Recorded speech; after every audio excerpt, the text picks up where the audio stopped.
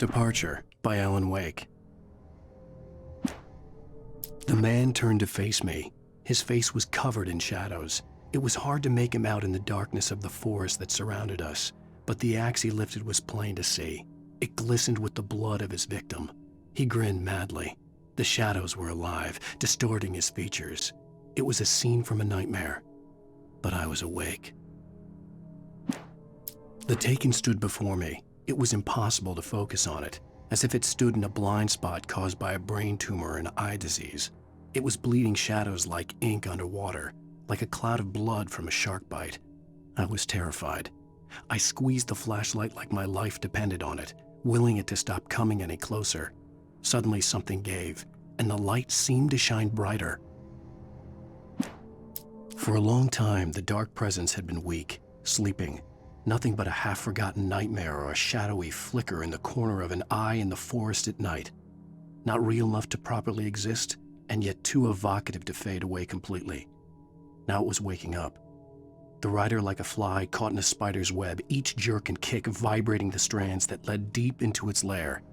It was aware of him now, and it could use him. All he'd need was a little incentive. I heard them before I saw them, swooping down from the sky and screeching as they came. I spun around just as the cloud was upon me. For an instant, I stared into 100 dead eyes, black pearls glittering in the darkness. I raised the flashlight and the swarm exploded like fireworks. Feathers burned, turned into ash. I couldn't hear my scream above theirs. At first, I kept finding the pages as if by accident. The book I couldn't remember was either a terrible and true prophecy or an act of creation that had rewritten the world. I began to hunt the pages feverishly, for they held the answer to the mystery. With it, I could save myself. With it, I could save Alice. I stepped into the gas station's garage. It was dark and quiet. The place was a mess. It looked like someone trashed the place or that there'd been some kind of fight. Light spilled into the room through an open door at the back, and I made my way toward it. Without any warning, I was blinded by a bright light. An old portable TV on the shelf had come alive by itself. Impossibly, I could see myself on the screen, talking like a madman. "The cabin on Cauldron Lake?" she asked. The sheriff looked at me suspiciously. The early morning light flooded through the office windows. I would probably never have gotten out of the woods alive without her help, but I couldn't tell her the truth of what I'd faced the previous night. She'd think I was lying or crazy. She'd lock me up, and she wouldn't help me find Alice. Stucky spat on the garage floor and tried to shake the cobwebs from his head. Ever since the couple never showed to pick up the keys, things had been fuzzy. A feeling caught his attention. Stucky looked up and stared as his brain tried in vain to process the horror before him. He stumbled back, knocking over a can of oil. A black pool spread across the floor while he struggled for a brief moment, then let go as the unrelenting darkness engulfed him. Rose knew she had been gushing, but right now she didn't care. As far as she was concerned, her brief meeting with Alan Wake was literally the high point of her life. She watched as he got in the car with his wife. She was pretty, confident, at ease with Wake. Not like Rose. They were perfect for each other. She'd have given anything to be called their friend. Barry Wheeler was bouncing off the walls. He jumped on a plane after his calls were ignored by both Al and Alice for several days. It could mean that they were both on a second honeymoon, but Barry didn't buy it. Al had been way too unstable for that, not sleeping, messed up. Barry had years of experience dealing with Alan Wake, and he couldn't ignore it. Something was wrong. Toby knew the smell. It was the man, the nice man who always gave him treats and never got tired of playing with him. Toby wagged his tail in excited anticipation and gave a joyous bark. Then there was another smell, a wrong smell, and it was alien enough to stop Toby in his tracks. Confused, he growled deep in his throat. The wrong smell came from the nice man. Blind animal terror pierced the dog's brain an instant before the axe followed suit. Barry took another sip of the heavenly coffee. He grinned at Rose. Surely this was love. Rose gushed on breathlessly. "The new one will be a masterpiece, I know it. You must tell him not to listen to the trolls in the forums saying Departure will never get finished." He should take his time and make it perfect. I can wait. It's true what they say about the fall and the sudden stop at the end. I'd lain here in the snow while the lurid chain of scenes that had led me here kept playing in my head. A rerun of my own private snuff movie, a memory of my corpse, alone at my own wake, thinking in metaphors again. The femme fatale was gone. Only a sour taste remained of the kiss that killed me. This was a late goodbye. 13 years after I'd gotten my revenge, it had finally caught up with me. It had been a long time to bear the pain. My blood painted the snow red. A gruesome slushy dissolved all the scattered painkillers and leisurely dripped down to the sewer, mingling with the bile of the city, becoming one with it. I can see them now, my wife and my baby. Honey, I'm home. In spite of its human mask, to describe the dark presence as intelligent would have implied human qualities on something decidedly inhuman. Nonetheless, it found the one spot in the diner that was dark enough. Some light spilled into the corridor, ravaging it. But it took the pain. Horrible as it was, the writer would soon fix that. He would be coming to the one place where it still had power. The kidnapper fired his gun one last time, and the shadow vanished into the darkness it had come from. See? Nothing to it, Wake. The thought of Alice in his hands was revolting. We stood on the wooden platform of Lover's Peak, the waterfall on the mountain behind us, the lights of the radio mast blinking red in the heights above. I fought with the urge to take a swing, force myself to speak. Let's cut the act now. Where's my wife? Alice looked through the viewfinder, lining up the shot. Cauldron Lake was breathtaking. Something caught her eye, a figure standing in the shadows behind the cabin, like a thin woman in a black dress. She lowered the camera and looked again. No one there, just a collection of bushes that looked vaguely human-shaped. She shook her head and laughed. Barry had never gotten along with Alice, but he knew Alan loved her with an almost frightening intensity. And now something had happened to Alice. And here was Al armed with a gun and saying things people got put in padded cells for. It was as if his friend had experienced a massive psychotic episode and was now totally disconnected from reality. It scared the shit out of Barry. The air in the visitor center was heavy with an awful smell, as if some rotten drowned thing had crawled up from its grave. Rusty kept coughing blood. My eyes were drawn to the twisted shape of his broken leg. The attack had been vicious. Max whined in his cage. Rusty's eyes were wild with fear and terror. He gasped. "Mr. Wake, it happened just the way it was on that page." The visitor center was sturdy, but the impact turned the front of the building into splinters. Rusty was thrown across the lobby like a rag doll and hit the far wall hard. It didn't hurt until he tried to move and saw his leg bend the wrong way, felt the broken rib stabbing him on the inside. Rusty howled in pain and fear, suddenly afraid to die alone. At the last instant, I changed direction and threw myself down. The axe splintered the trunk of a tree. I stumbled into the pool of bright light. My lungs burned. I was too exhausted to move. I tensed as I waited for the killing blow, but it never came. I raised my head. Nothing moved in the darkness beyond. For the moment, bathed in the cold light, I was safe.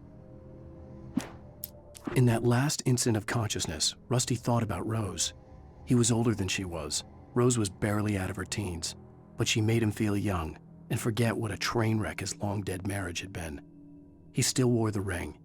He'd been waiting for her to tell him to take it off. Now she never would. I turned the corner, afraid of what the flashlight's beam might reveal. Suddenly, a roughly painted symbol of a torch glowed in the light. Behind it, hidden by a rock, sat a battered metal trunk. It was here for a reason, packed with supplies, batteries, flares, ammo, things you need to make it through the darkness of the night.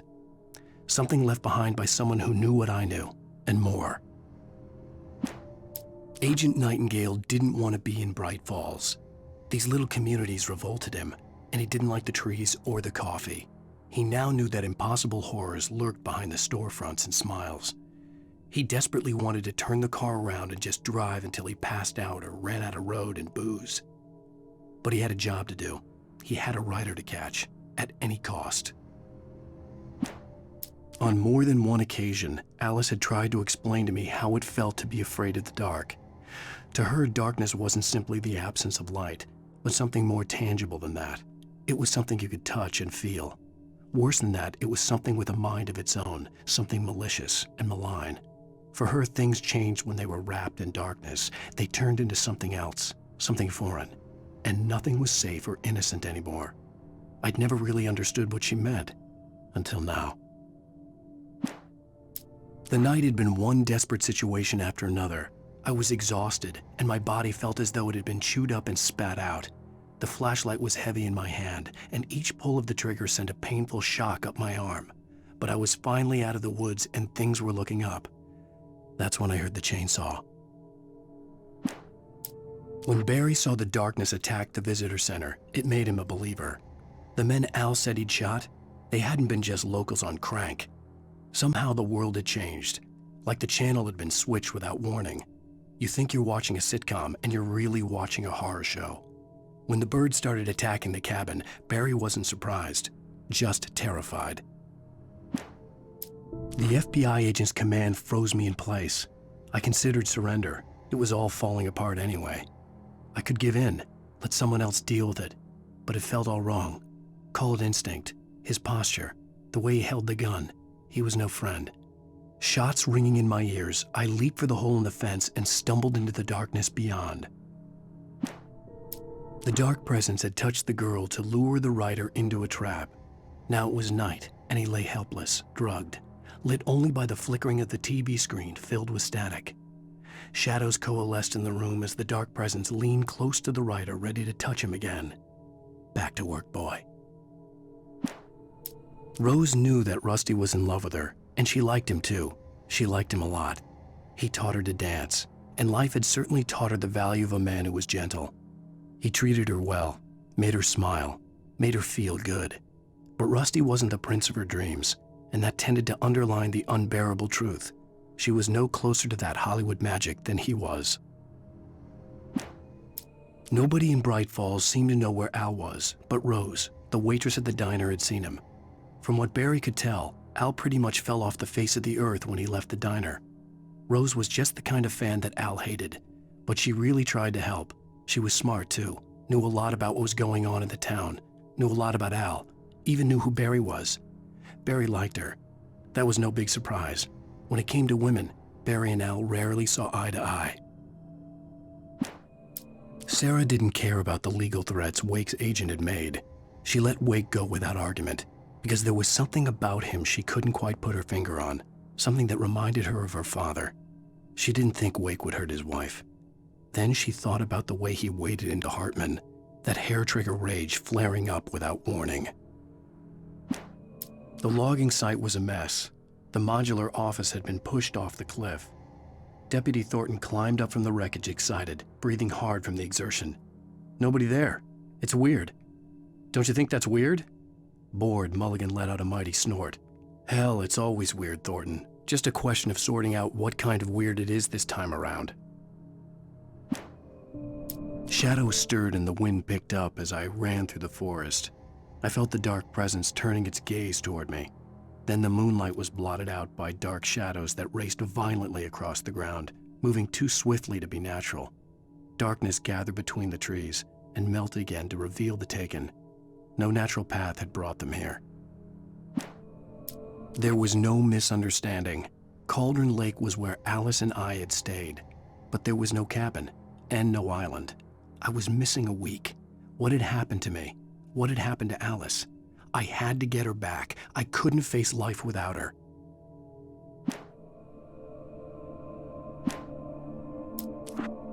Mr. Randolph liked Rose. That little smile she had. How she was still sweet when life had tried so hard to make her bitter. It wasn't any of his business what she did in her trailer. But those strangers, the writer and his smart-ass sidekick, looked like trouble. And they'd been in there for hours, way past her normal bedtime. He reached for the phone and called the sheriff's station.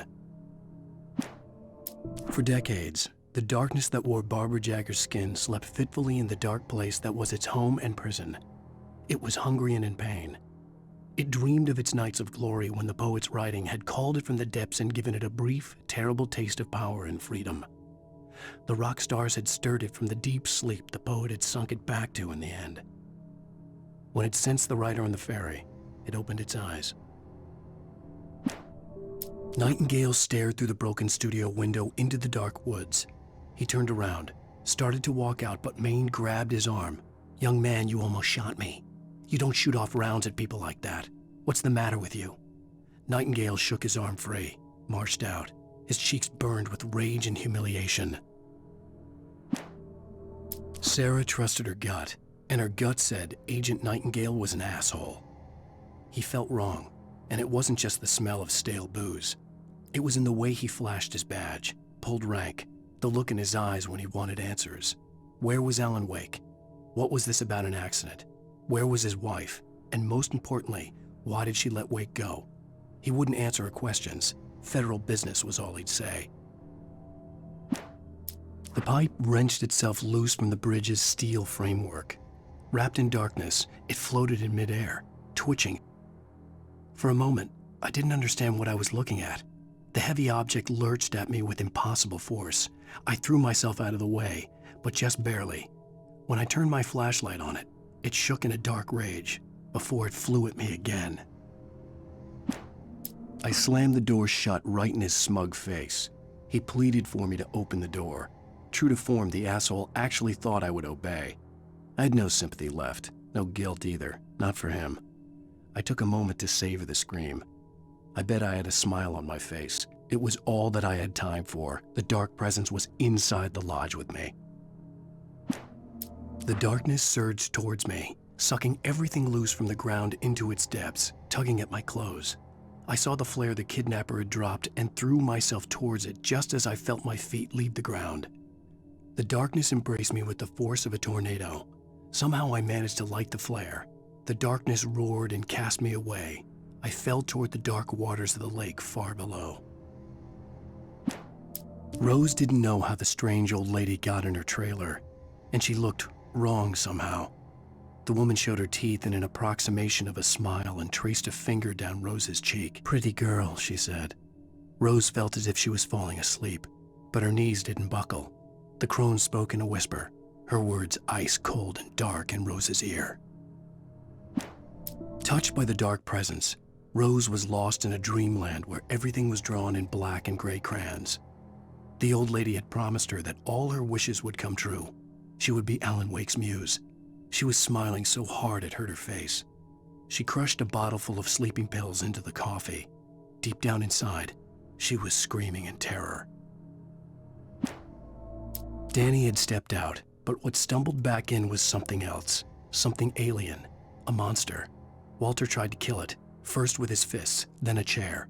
It wouldn't die. Instead, it kept coming, unaffected by the beating it had taken.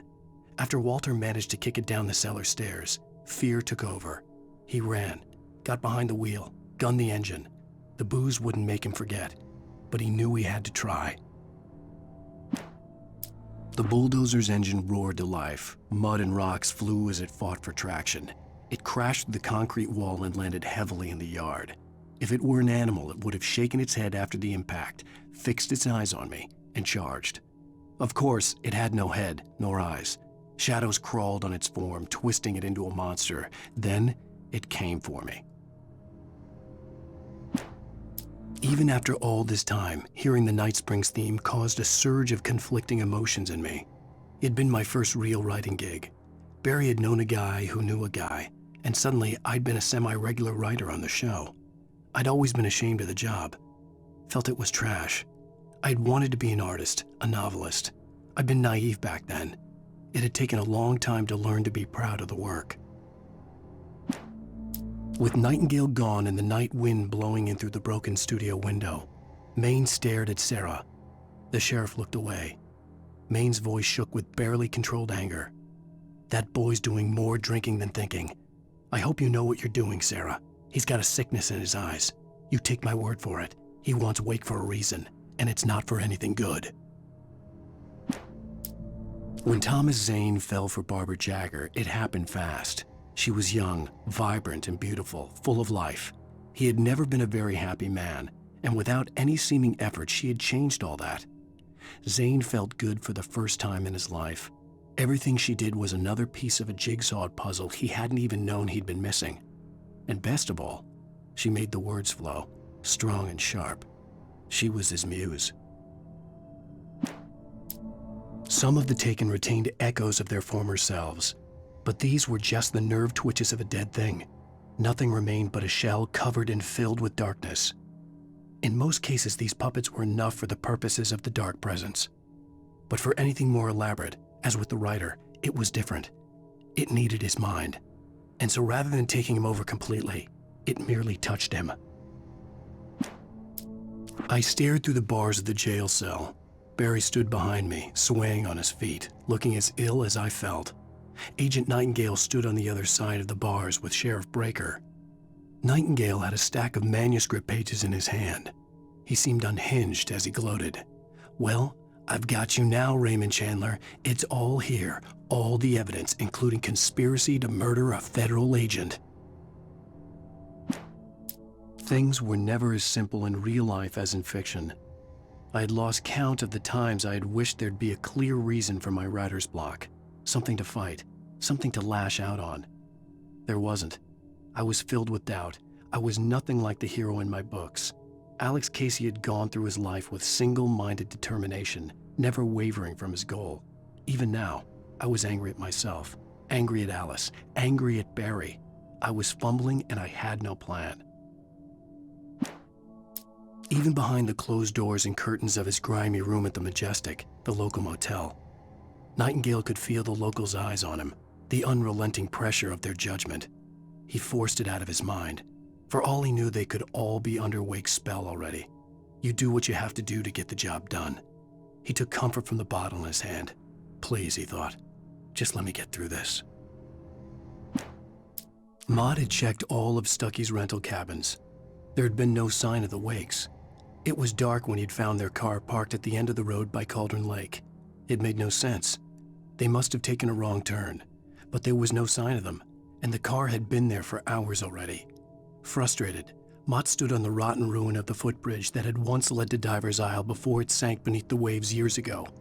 The boss wouldn't be happy. I tried to hold on to Alice, but her form melted away. I was losing control.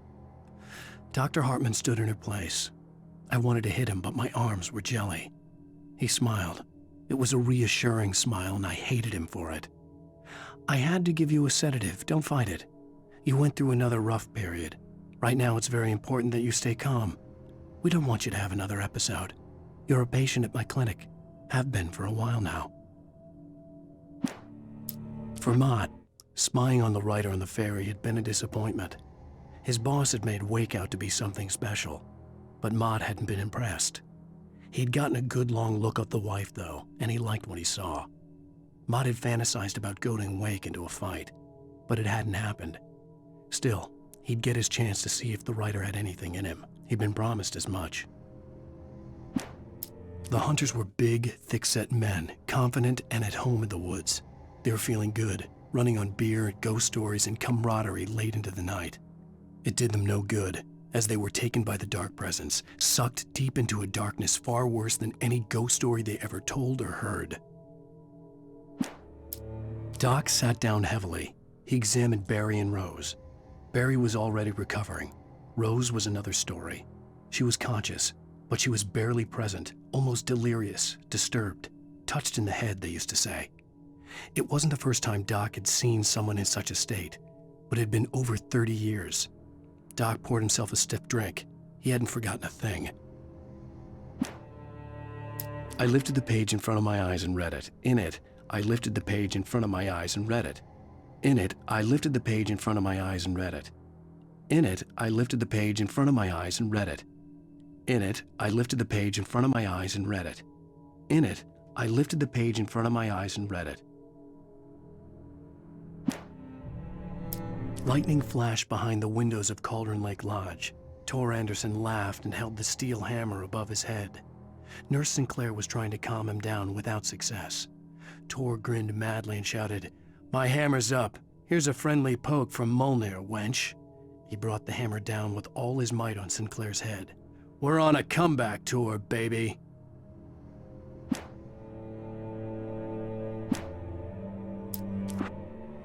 Zane could feel the poems, taking form, shaping things.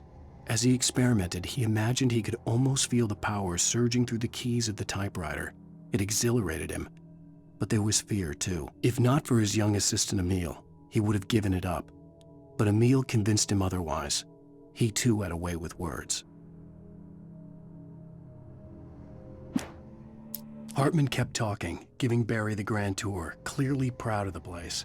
He went on and on about his hunting trophies, and Barry was impressed. But he was here on business.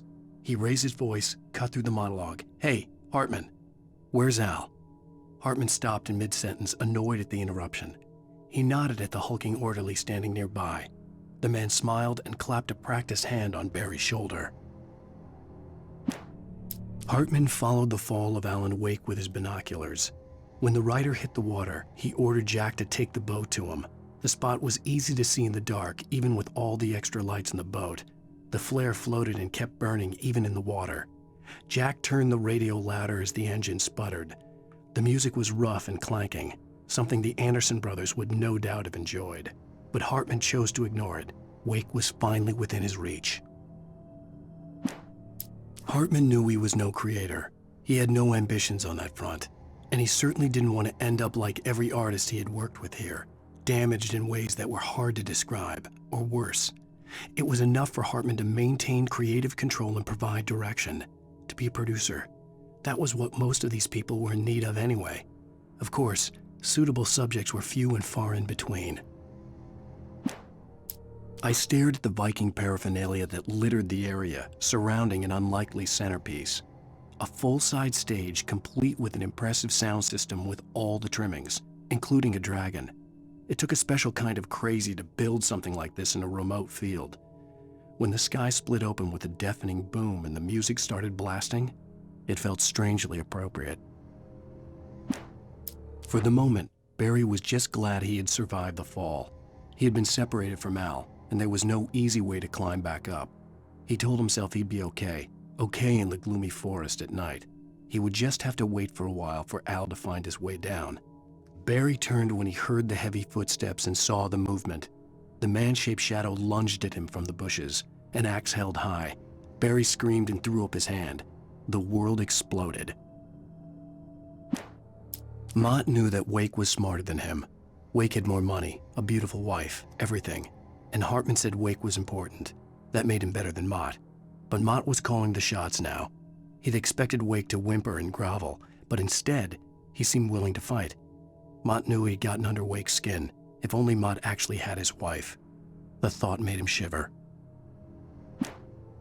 Hartman wasn't happy. Mott could see it in his eyes. He quickly lowered his own. He had made a mess of it, and he knew it. The shame of failure was hard to bear. He hadn't expected Wake to say he needed more time. And he blurted out 2 days, less than Wake had asked for to show him who was in charge. But that wasn't part of Hartman's plan. Hartman hurried down the corridor. He had disliked leaving Wake when he was surely at his most susceptible to therapy. But this was not an ordinary storm. Wake had been writing, and he had woken something up in the depths of the lake. Now, it was coming for him.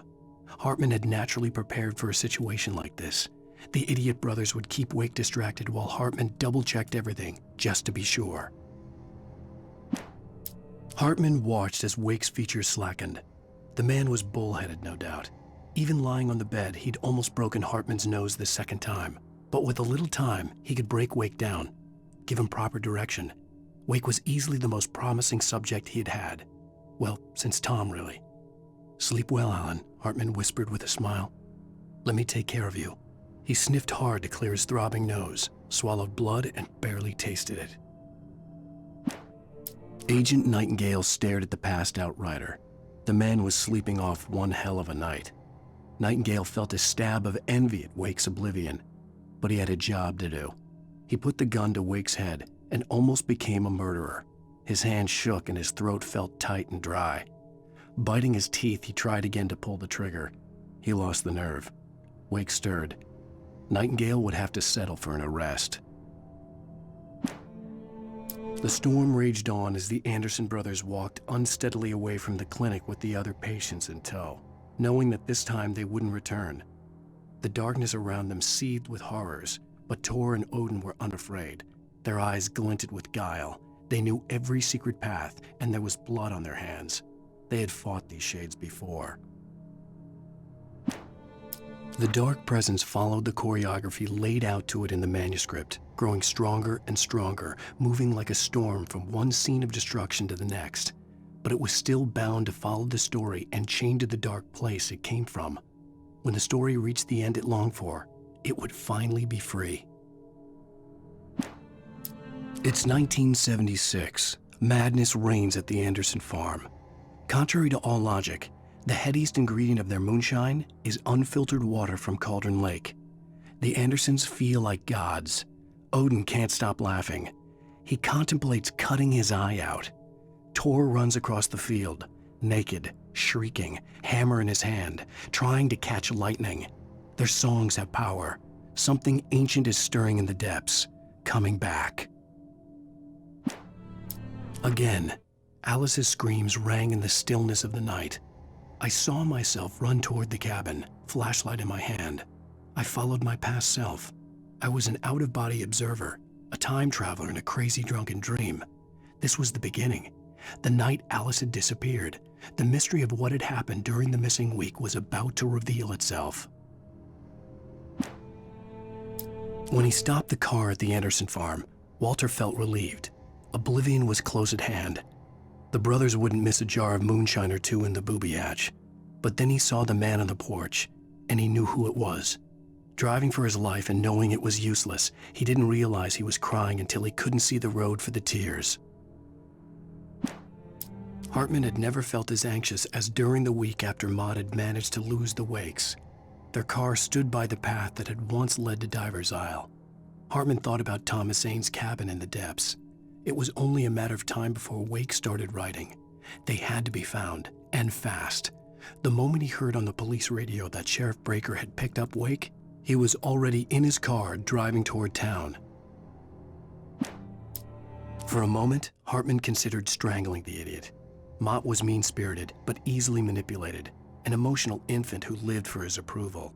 Wake, by contrast, was a far more difficult subject. Mott had given him too much leash. In 2 days, who knew what could happen? Hartman would have to find a way to rein him in, and quickly. Deputy Mulligan tuned Thornton's chatter out.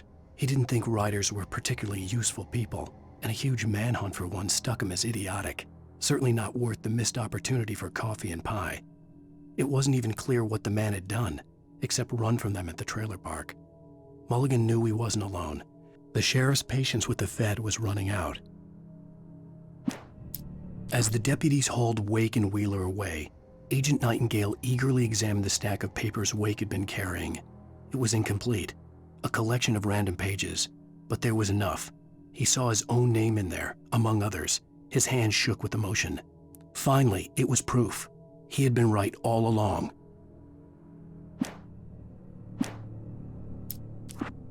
Nightingale tried to make sense of the manuscript. It was disjointed and strange. He didn't understand half of it, but it all rang true. Impossibly true. He took out his hip flask when he reached the page that described how he reached the page that made him take out his hip flask. It wasn't the booze that made his mind reel. Nightingale felt the situation veering out of his control, but the gun at least felt steady in his hands. He was ready to fire, resolved that he would let this happen over his dead body. And yet he hesitated. He had seen this moment before, read it in the page. He was transfixed by the déjà vu and the horror that he was a character in a story someone had written. Then the monstrous presence burst in behind him and dragged him into the night. The darkness that wore Barbara Jagger's face was furious. The story in the manuscript had been making it stronger all the time, but now the light had set the writer free and hurt it, weakened it. It was only a matter of days before the dark presence would be strong again, but meanwhile, it would be difficult to recapture the writer. Cynthia Weaver worked hard, following her obsessive rituals, sometimes fighting them, always giving in to them in the end. She haunted the halls of Bright Falls' abandoned power plant. She marked her caches with light-sensitive paint that could only be seen by eyes that had been touched by darkness and saved by light like she'd been. She was preparing defenses and supply lines for the war she knew would come. The war between the forces of light and darkness. For it to be free, the Dark Presence needed the writer to finish the story.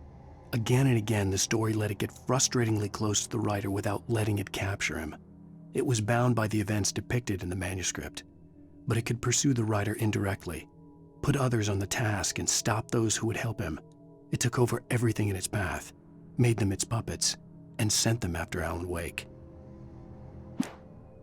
Alice had screamed until she had no voice left to scream. Around her, the darkness was alive. It was cold and wet and malevolent and without end. She was a prisoner, trapped in the dark place. The terror would have burned her mind out, but one thing made her hang on. She could sense Alan in the dark. She could hear him. She could see the words he was writing as flickering shadows. He sensed her too. He was trying to work his way to her. Barry was in his element, making calls, making things happen, even if he didn't entirely know what those things were. He wouldn't let the hot sheriff chick down. Even if every noise he heard from outside, and he heard plenty, made him jump. He had only paused to text Al a message, told him to hurry up. Suddenly, Barry froze in mid-dial. A window broke somewhere in the building, and then the lights went out. Barry got back to his feet inside the Bright Falls General Store and dusted himself off. Right next to the cans of baked beans was a locked case filled with flare guns, and yet here was a conveniently placed barrel of crowbars. Barry's smile widened as he realized that this was the classic movie scene where the hero had to gear up and arm himself to the teeth. Barry threw himself into the role. The story I had written in the cabin had come true. Touched by the Dark Presence, I had written a horror story, but the end was still missing. The story was incomplete, and the last unfinished page of the manuscript still sat in the typewriter in the cabin study. If I could get back there, if I could read the page, then I could write my own ending to this story and save Alice. Sarah was almost starting to relax. Maybe they could turn this into a win yet.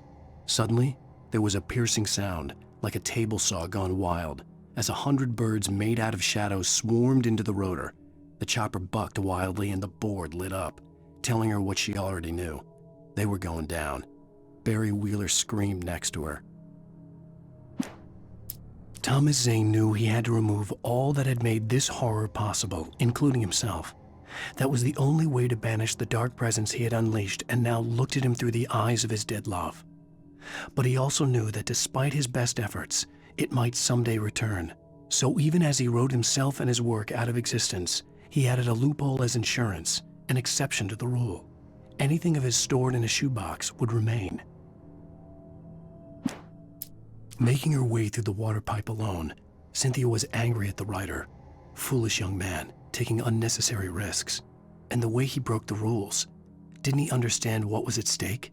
Since the terrible days in the 70s, she hadn't wavered once, as hard as it had been. She was tired of protecting the town all these long years, and now only wanted to rest. The Poet and the Muse, lyrics by Old Gods of Asgard, the chorus. And now to see your love set free, you will need the witch's cabin key. Find the Lady of the Light, gone mad with the night. Find the Lady of the Light, still raving in the night. That's how you reshape destiny. Children of the Elder God lyrics by Old Gods of Asgard. The first verse and chorus.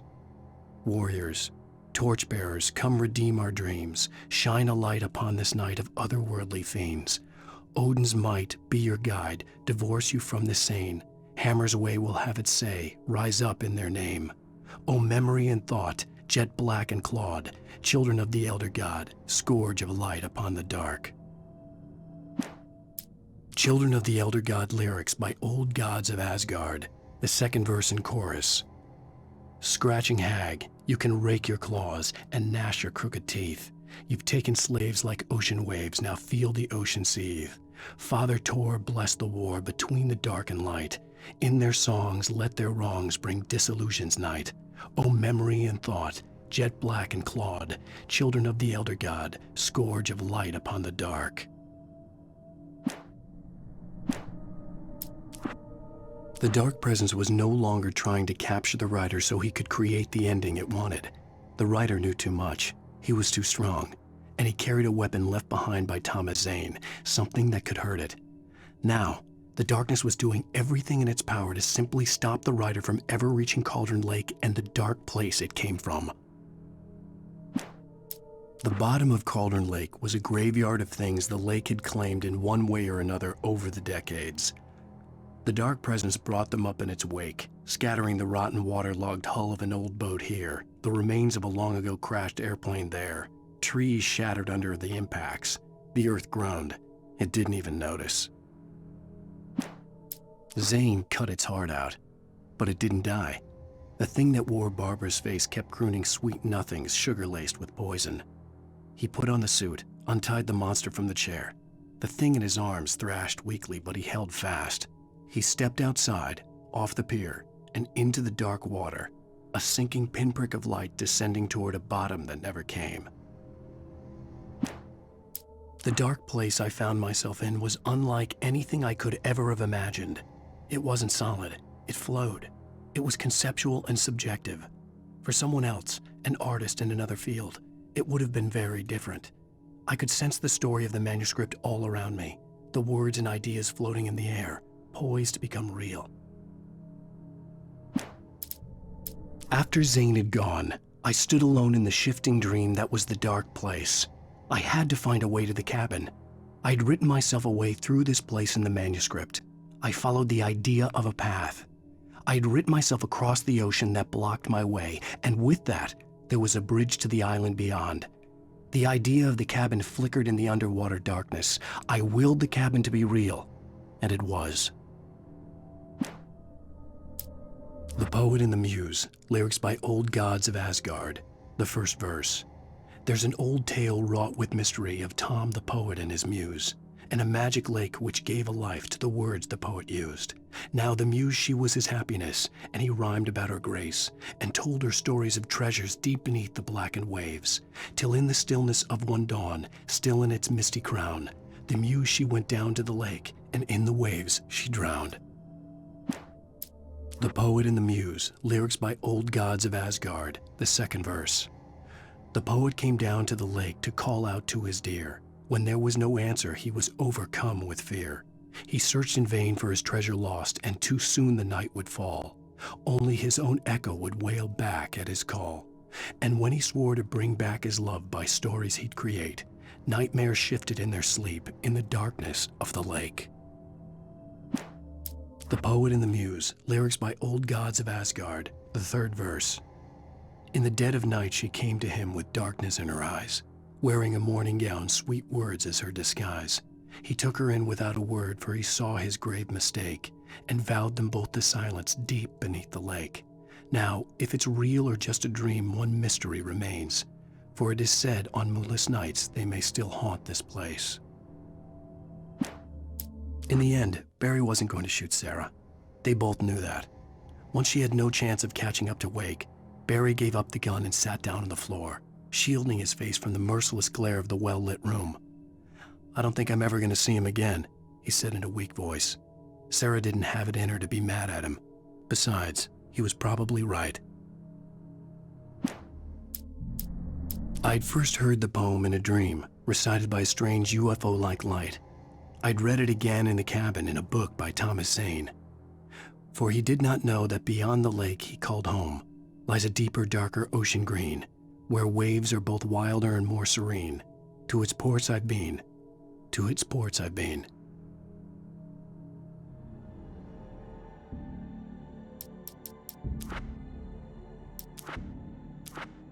My name is Alan Wake, and I'm a writer. I didn't become one overnight. Like most writers, I struggled with it. A short story here, an article there. Then I got lucky and spent a year as a staff writer on the Night Springs TV show. It wasn't the great American novel of my fantasies, but it taught me discipline and craft, and the difference between wanting to be a writer and actually writing. Mr. is a twisted copy of me, powerful and dangerous, but I know I can fight him. I don't think anybody else can. They don't understand what he is, what he represents, or that all the horrible things he does here are almost insignificant compared to what he will unleash on Earth given the chance. But I've survived the dark place, and it has taught me things. How to cope, how to stay sane when the world goes crazy. He's 2 steps ahead of me, but I can find him, and I believe I can stop him. The reality we take for granted is softer, more adaptable than we think. Under correct conditions, you can reshape it, turn it into almost anything you want. When it happens, almost nobody notices. It's not that we forget, it's that after the change, there's nothing to remember. Only those who have been directly touched by the powers that can shift reality are aware of the changes. Many are driven mad by it. Others can cope. I'm one of those people, and I know how to wield that power to rewrite reality. To change reality, you nudge it into the right direction. Your version of it is there, waiting. It wants to come true. All you need to do is help it achieve its potential. The devil is in the details. You change the details of the scene to match those on the page. If you get the details right, if you achieve that critical mass, the shift will come, and the rest of your new reality overrides the existing paradigm. The lie, no matter how outrageous, is now the truth. Some of the taken aren't protected by the darkness like their comrades. Instead, their aversion to light is so extreme that they literally split into 2 when they encounter strong light. It leaves the 2 halves weaker, but of course, there's strength in numbers. It's a disturbing development. The dark presence I faced 2 years ago was powerful, but it didn't have much in the way of imagination. Clearly, the same cannot be said of Mr. The strands of webbing glistened in the beam of my flashlight, fine, almost ethereal. They were fresh and right in my path. I held my breath and waited, ears straining. Nothing. I moved on, concentrating on the task at hand. Just get what I was looking for, then leave. That's all I keep telling myself. For a moment, I actually thought it might be as simple as that. Then, I heard too many legs skittering across the ground. My own face peered back at me from the TV screen. For a moment, I struggled with the sensation of déjà vu. How many times have I seen myself like this now? And then there was that easy grin that never seemed quite as quick or natural on my own lips. The dark, malicious twinkle in the eyes. And I knew who I was looking at.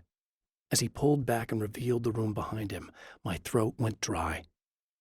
There was nothing I could do but watch. At the oil derrick, the wheel had been jammed in place and turned until the oil gurgled and flowed thick and flammable. The warning lights were blinking in a fast rhythm, bright and steady, powered by the battery. The Kasabian CD was playing in the boombox, all distorted guitars and intense beat. High above, some piece of orbital junk or another collided with the satellite, knocking it radically off course. Trailing debris, it screamed down from the skies at an impossibly steep angle. All that high-tech engineering reduced to nothing more than a bullet that would destroy whatever it hit. I'm trapped in the darkness. He has started appearing to me, Mr. He can travel back into the world effortlessly, and he loves to rub my face in it. At first, he was just an echo in the darkness, a flicker beyond the edge of my vision. Now he started showing himself, getting bolder all the time, telling me what a great time he's having in the world while I'm stuck here, and what he plans to do, especially to Alice. All the moves I have left are dangerous and desperate. I have no choice. I have to hunt him. I know that when I arrive, the clarity of vision I have now may disappear. I've made my plans. I prepared for this, but I know the transition from the dark place will be hard on me, and not just physically. It may affect my mind, my memory. These pages should help me remember and focus. That's worked for me before. Even if that fails, I think I will be able to trust my instincts. I'm navigating my own story.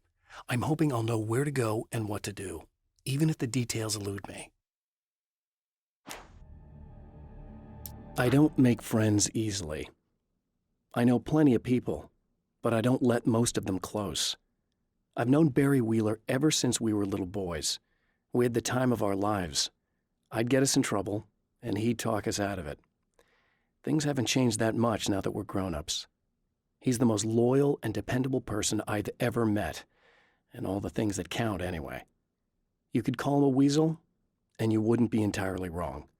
You could call him a clown, and I would reluctantly agree. But he has never let me down. Alice and Barry, my wife and my best friend, are easily the two most important people in my life, and they've never really gotten along with each other. I suppose both of them resent the other's intrusions into what they considered their domain. After I was gone, they maintained an uneasy truce. My book stayed in print, still selling, the licensing machine churned away. She was my wife and controlled the intellectual property. He was my agent and took care of the business. I wish they found more common ground than that. Night Springs doesn't exist. It's a fictional town from the TV show I used to work on. It was Any Place USA, a place we used as a backdrop for whatever strange story we had that week. One of the stories I wrote for the show involved a man, the champion of light, fighting his evil double, the herald of darkness.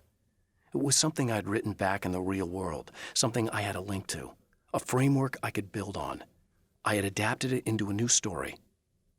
This story. Now Night Springs is in Arizona, although not for long. It's in Arizona because whatever the town that has become Night Springs is really called is located near one of the thin, worn places in the world where dreams and reality flow together and life is always a little strange. Perfect analogy for Night Springs. I can't return to the real world. I've tried, but I'm operating on dream logic, forcing the door open a crack so I can slip through. I can enter the strange little town of Night Springs. All I did was put it in Arizona for one night. In Bright Falls, I was constantly under attack by birds that were more shadow than flesh and feathers. But this is an evolution. Some of the Taken were actually capable of turning into a flock of birds to escape my attacks and turning back into human form to make surprise attacks. With all the herbs, crystals, and the rest of her New Age paraphernalia, Emma Sloan had been called a hippie and a freak and worse. It was that small-town mentality. She was a female mechanic, and even in 2011, there were always going to be backward shit-kickers who thought that was a hoot. She didn't mind. She could deal. She could take any engine apart, even the new ones with all the computers in them. Turned out that these boys were awful polite while waiting for her to put them back together. Thor and Odin Anderson, old gods of Asgard. I still don't quite know what to make of them. I know they used to be rock stars who modeled their stage personas after Norse gods. I know they're old. I know that in their day they fought the darkness as I do. I know they're demented and insane, ravaged by age and self-abuse. But there's something in them, something powerful that took hold when they were touched by the powers beyond. A thing that goes far beyond just stage names. Something godlike. The Anderson brothers should probably have been in a facility somewhere, despite their tendency to escape from such places. It could be argued that they had no business being on tour, considering their condition. Their lives mostly revolved around the laundry list of ailments and their endless quest for liquor. But Barry Wheeler managed them now. And whatever else they might say about Barry, he knew how to make things happen. And honestly, it wasn't like the Andersons were the most difficult clients he ever had. Getting the Andersons into the recording studio was a struggle and a half. But once they actually picked up the instruments, something happened. They were two old men, and they weren't. They were doddering bags of bone, and they were barely contained power. And there was music. Barry rubbed his hands together. He knew how to pick a winner. Now all they needed was some direction on how to make things a little more modern. Barry had never produced a thing in his life, but he knew what he liked. He knew Balance Slays the Demon was going to be a hit. I have seen the darkness twist flesh into new shapes before, but encountering these giants is an extremely disturbing experience. It's as if the genre has been switched on me. There's something out of Pulp Fiction, Twice as tall as normal men and stronger than forklifts, their lumbering gait and slow-witted demeanor brings to mind some kind of mean-spirited caricature of a feeble-minded hillbilly. Emma wasn't sure exactly when the man arrived at the motel, but from what she could tell, the party started almost immediately. It was infectious, spreading from one room to another. He was mercurial, almost as if he was flickering through the scene, telling a joke here, throwing an insult there, oozing sex and violence and excitement. She had never seen someone like this before. He looked at her and smiled, and she felt her heart flutter a little.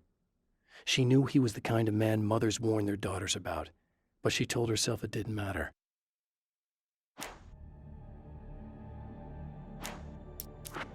As a storyteller, my first real love was crime.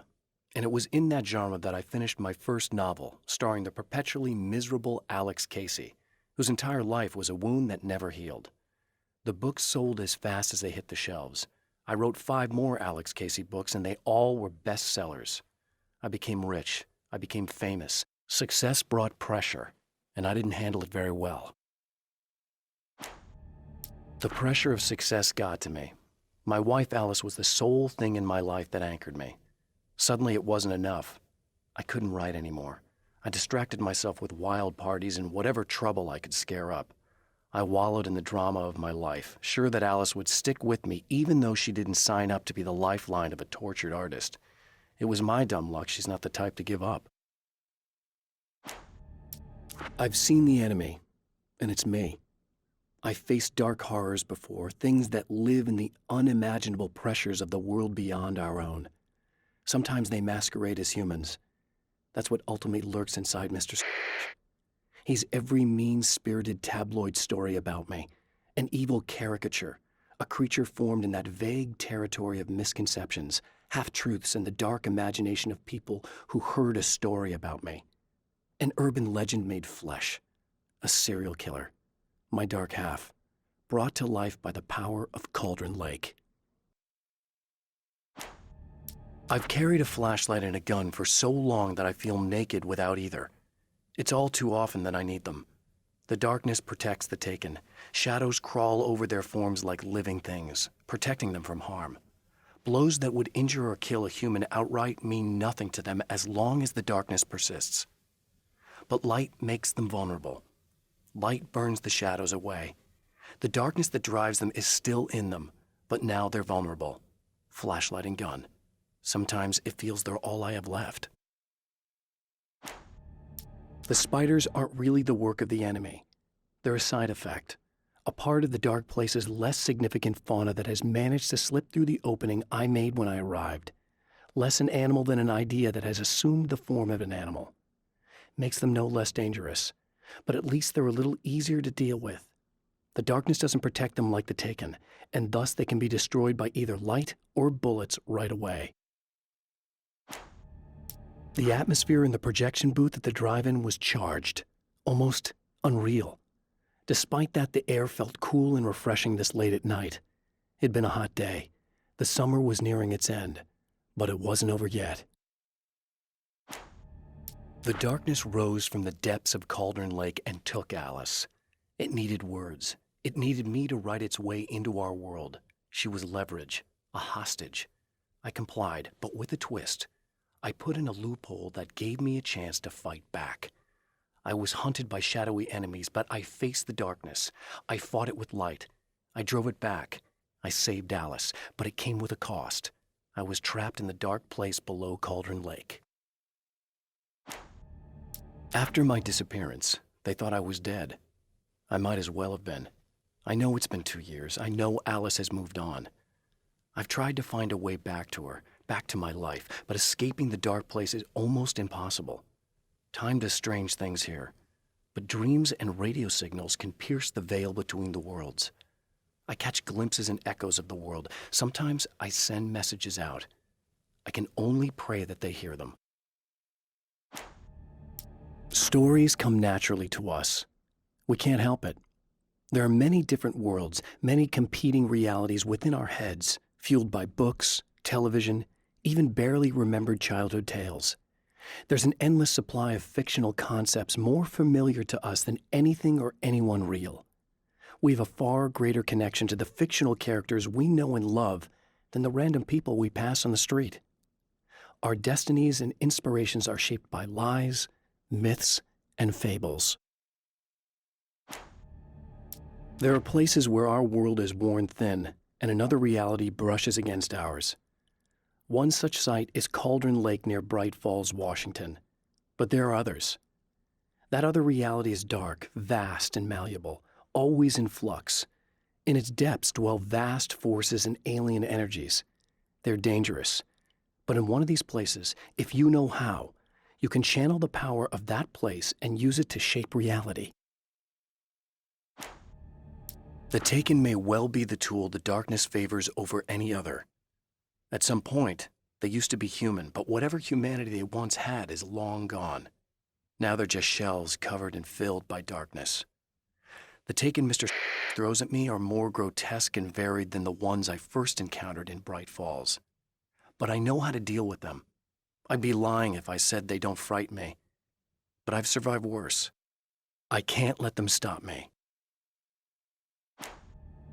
When Dr. Rachel Meadows got the call from Michael, telling her to hurry to the observatory, she didn't waste any time. It had been a nice party. She'd had a good time, but her social life would always play second fiddle to the mysteries of space. Michael never showed up, of course. He pulled over at the wrong rest stop. She never even thought about him at the time. The phenomenon in the sky above her was too fascinating. The film noir poster reminded me of Alex Casey, the detective's cool exterior never cracking even with the gun pointed in his face. In the back room, all the lights had been turned off, except for the lone spotlight which illuminated the bright red fire extinguisher on the wall. This act of creation is exhilarating and frightening. Subtext and symbols loom eager to take effect. Causality and consequence become domino chains that stretch into infinity. The more fundamental the change, the more unpredictable the variables become. Reality is too complex to control completely. Ordinary questions become meaningless. Who created who? What is really real? Everything is as real as everything else. You learn to let go of the things you can't control and go with the flow, or go insane. The man before Dr. Meadows was handsome and slick. He moved with lazy confidence and didn't bother to pretend that he wasn't staring at her. She didn't mind, at first. Then the man flicked open the knife and shoved her out of the control room so she wouldn't hear the signal, whatever it was. Outside, she pulled her lab coat closed and thought about running. She didn't. She didn't think she'd get very far. Not from him. She never was entirely sure why he spared her. I'd found her film from the pile of containers in the back. I'd threaded it into the projector. I swallowed hard, staring at the screen, hearing her voice, the sunrise I remembered so well only moments away. And then Mr. was there, nailed by the projector's beam, caught in his own trap. He shouted at me, first in confusion, then rage. And then the sun came up and things started to burn.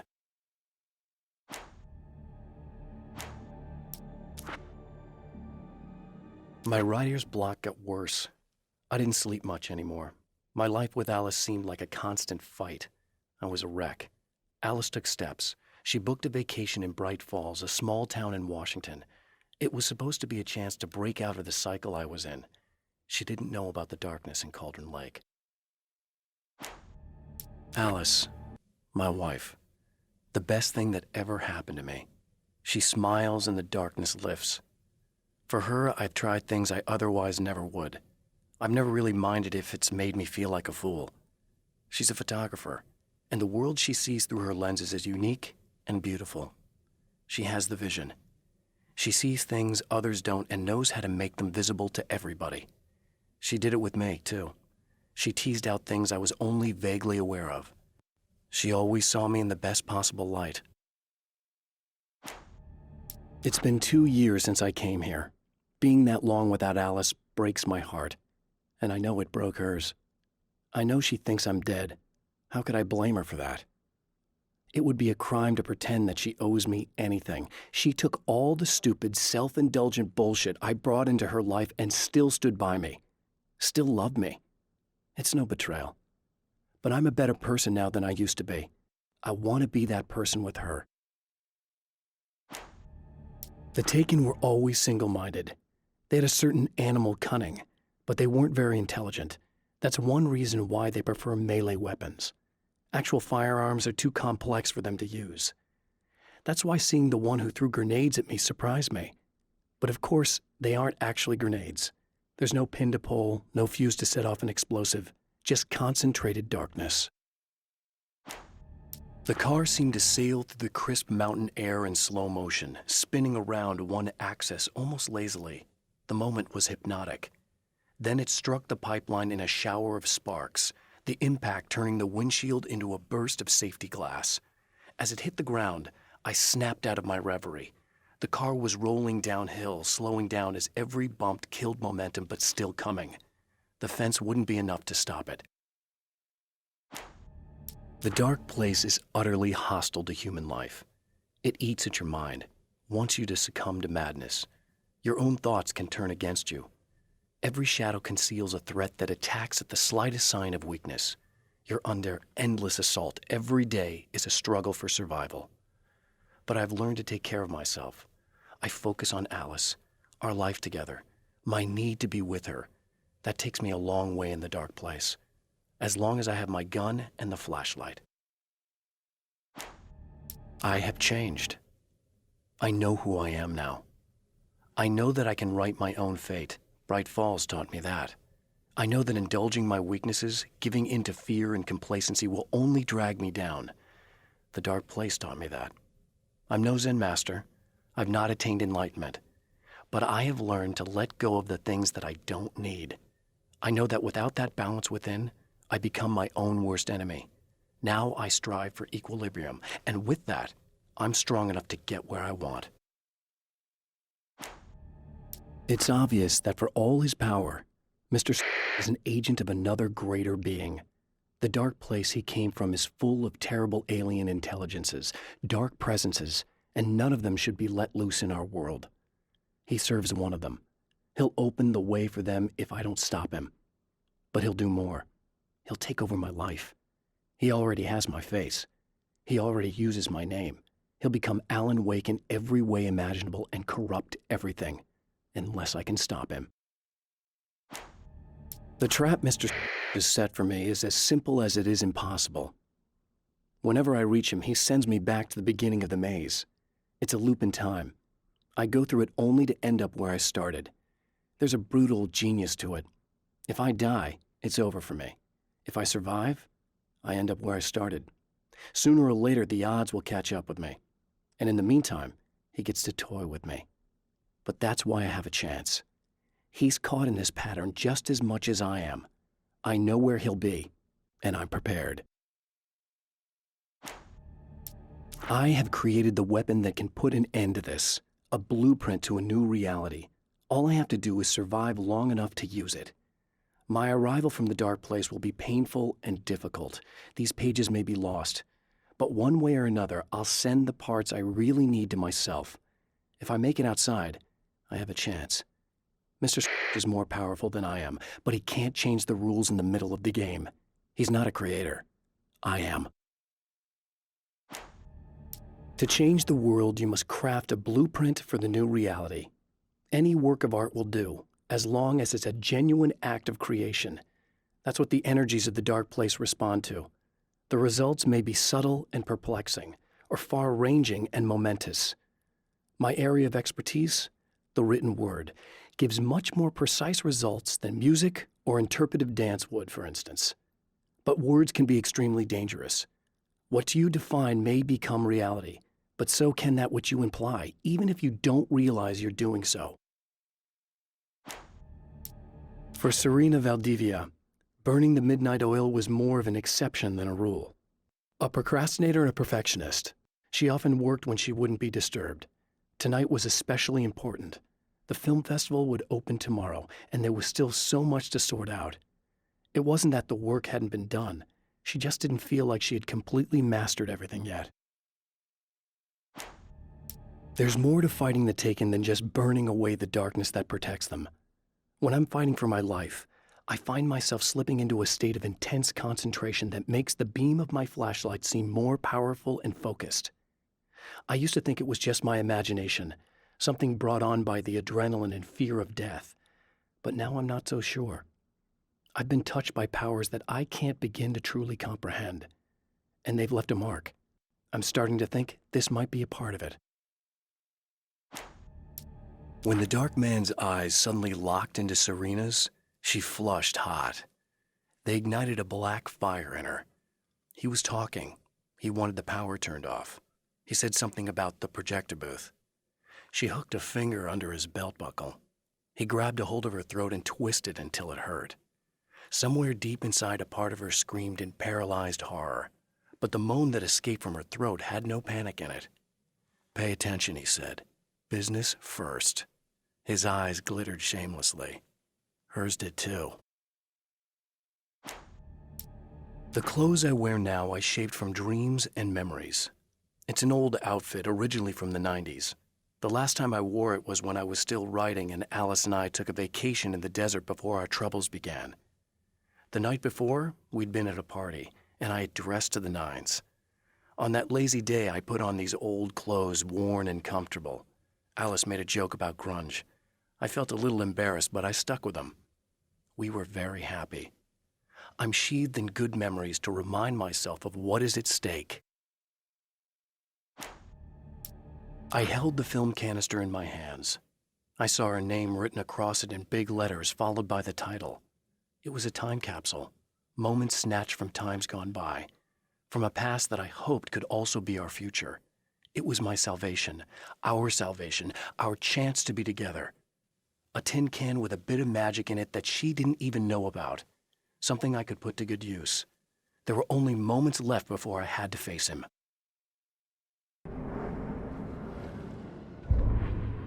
The victim was one of their own. FBI Special Agent Robert Nightingale, gone missing here 13 years ago.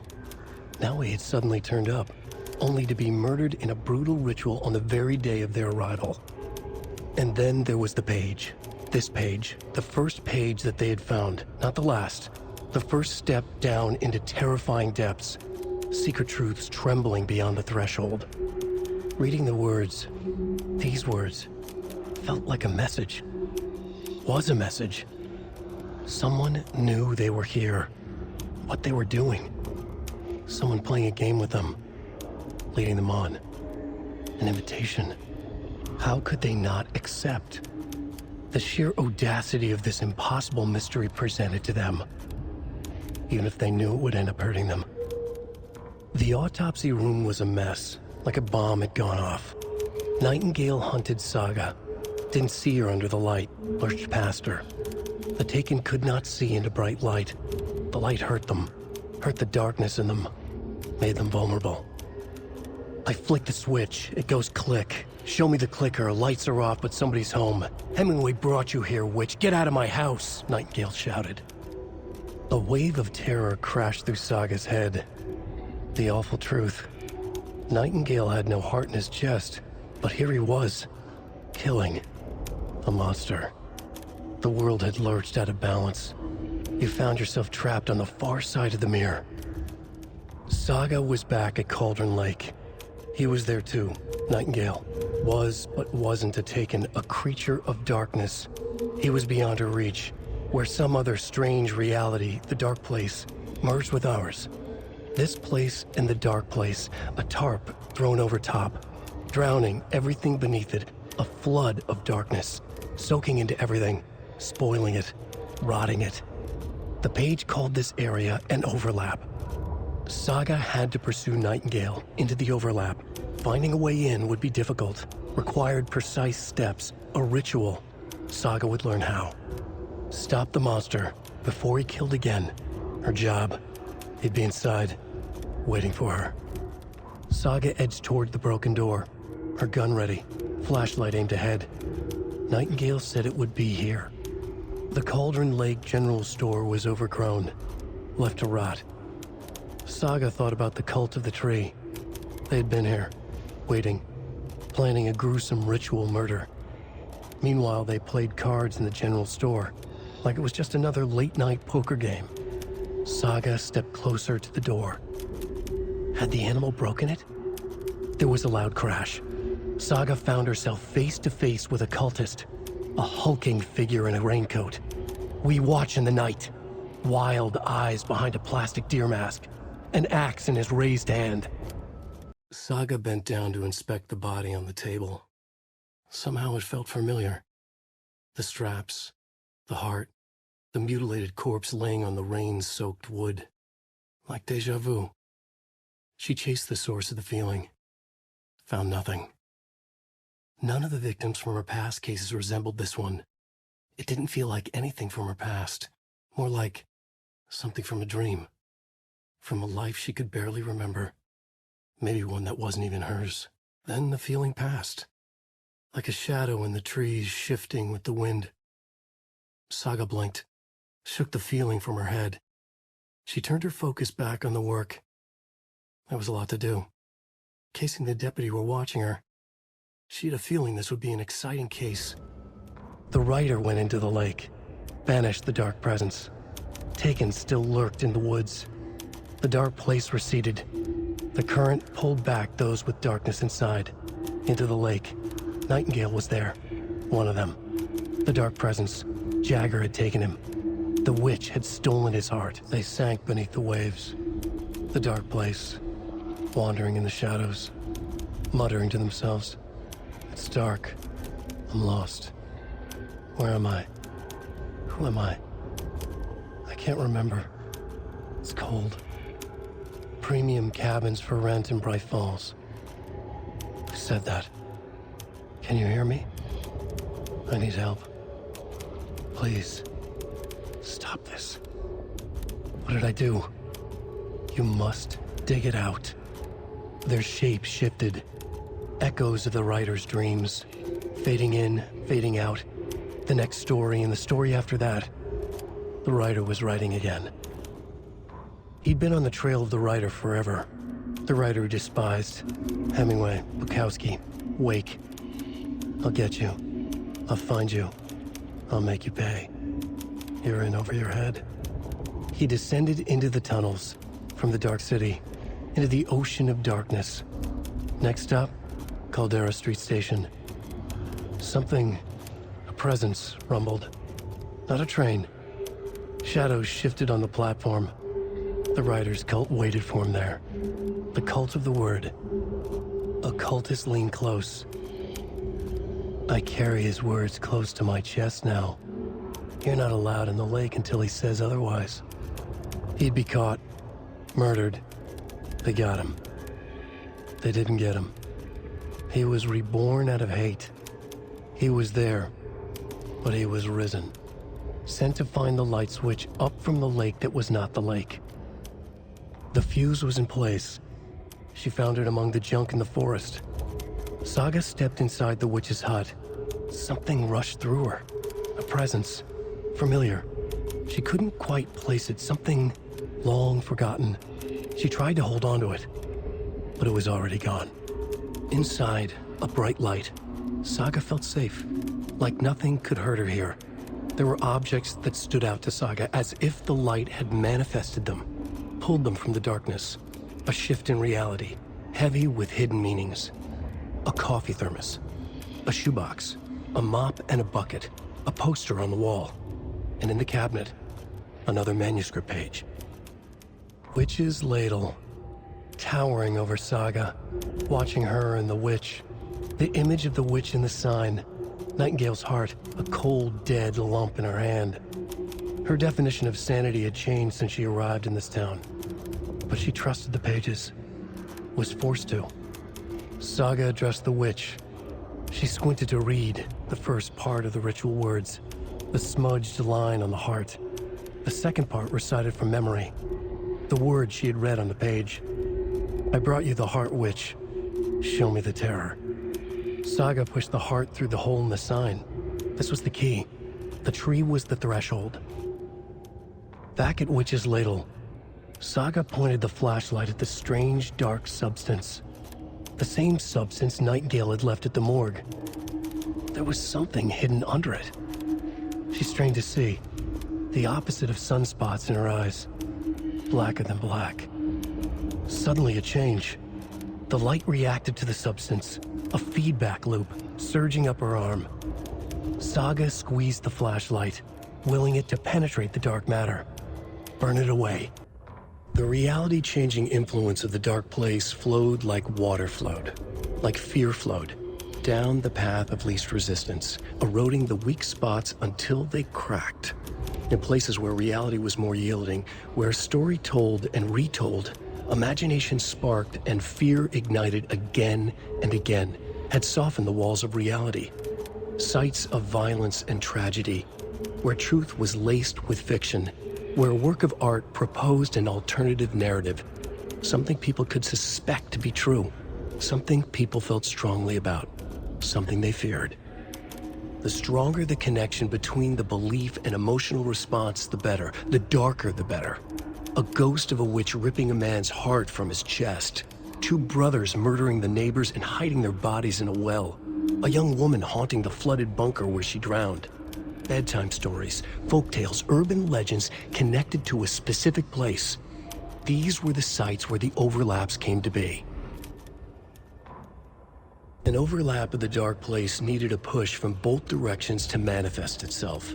Reality in our world eroded by repeated dark lore tied to a location, and a counterpoint, a work of art, a horror narrative crafted in the depths of the dark place, connecting to the story on the other side to reach out through the weakened veil.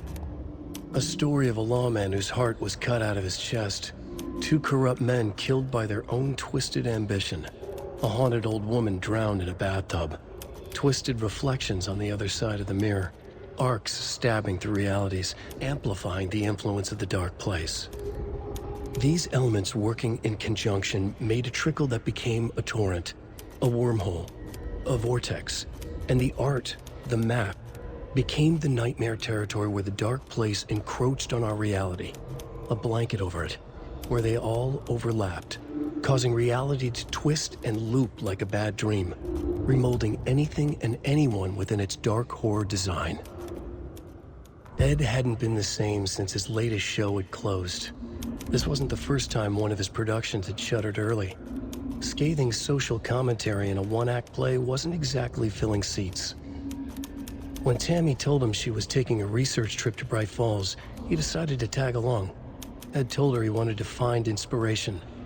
Really, he just wanted a break from the city. But it was true that he certainly needed to find something. A voice, a direction, an idea, something authentic to himself. Ed knew he couldn't keep using Tammy's money to fund his playwriting. After the argument with Tammy, Ed stormed out of the diner and drove their rental car back to Cauldron Lake to prove a point. Now standing in the dark woods, the sun hidden by the trees, Ed wished he could remember what that point was. Something about masculinity. He cursed at himself and turned to go. Suddenly, he was blinded by a light in his face. Voices shouted and hands pushed him to the ground. Ed struggled, in vain. Tammy tapped her pen on her notebook. Alan Wake had ridden this same ferry into town when he arrived. This was his entry into Bright Falls. His first steps across the threshold. She wrote that down. She always found it helpful to walk in the victim's shoes, do what they did, see what they saw. It added great color to the book. Tammy felt raindrops on her face. God, again? She pulled up her hood. The rain just kept coming. She missed New York. So far, this hadn't been the simple research trip she pictured. First the incident at the lake, then the fight with Ed. It's not surprising tempers got hot. They were both on edge after what had happened. Tammy had said some things she regretted. She looked out over the harbor. A chill passed through her. She hoped Ed wouldn't do anything stupid. Animals stayed away from the water's edge as if to avoid some unseen submerged predator waiting just below the dark surface. They never drank the water from the lake. Birds flew around it, never over. Darkness flowed from Cauldron Lake. Gaze in the black mirror of the lake, you'd see it all around you, and you'd understand. It was already out, already where you were. It was already too late. Cauldron Lake used to be alive with people. Beautiful forests, hiking trails leading to stunning vistas. Then the government put up a fence, kept the people out. Volcanic gas, they said. They didn't want anyone knowing the truth. The lake wasn't a lake at all. The dark water a mask to hide the hungry, bottomless ocean below. A fence couldn't stop the flood that was coming. Nothing could. The return of the nightmare rising from the depths. Children in Bright Falls all grew up hearing stories about the cult of the tree. Feral maniacs living in the woods. Satanists chanting, "We watch in the night," as they perform blood sacrifices in the forests. Or things not quite human lurking in the dark. There were many versions of the story, but they all shared one important element: danger in the dark, in the woods. Somewhere among all the urban legends lay a secret truth. The real identity of the cultists prowling in the woods. Real faces hid behind the masks. Real hands held the knives. Real people fulfilling a grim purpose. The forest was not safe. People were right to keep their children away from the trees. The writer of the first word, not the writer of the last. With the terror of the light and the shadow cast. The third eye now open to project the night. This is the moment to write. This is the ritual to lead you on. Your friends will meet him when you are gone. Standing inside the trailer at the outskirts of Watery, Saga had seen Wake's fabled clicker for the first time, in the hands of the cult of the tree. Her mind reeled from what the horror story was now claiming about her, her life, her past. She didn't accept it. She stepped out of the trailer. She needed air, but she wasn't alone. A cultist stared at her from behind a deer mask. She drew her weapon, shouted, ran after him. Scratch stalked through the forest, a terrifying dark presence in the night, more sensed than seen. Darkness boiled in his skull, like a storm cloud crammed into a bottle. The woods were alive with those he had taken. They were coming with him, directed by him, his army of darkness. His singular purpose was a sharp, pulsing black hole in his head, waves roaring out of it to whip his flock into a frenzy, filling them with his purpose. The clicker. He wanted it, to make his horrific ending to the story come true. The art was there.